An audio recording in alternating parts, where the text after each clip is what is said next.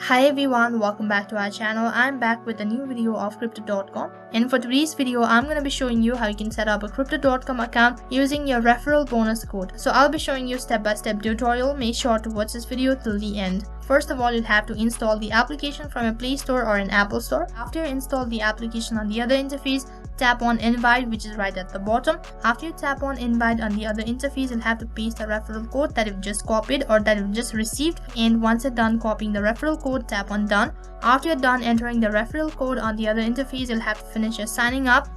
So for that, you'll be asked to provide some of your information that includes your personal as well as the contact information. After you're done entering your contact information, you also have to verify your account. So for that, you need to enter the verification code that will be sent through your SMS or your email address. And after you're done verifying your account, tap on sign up, and then on the last interface, you'll have to complete your KYC verification. After you've completed your KYC verification, your account has been created. So that is how you can set up a crypto.com account using your referral code on your device. That is all for this video. I hope the video was helpful. Make sure to like, share and subscribe to our channel. Thank you for watching.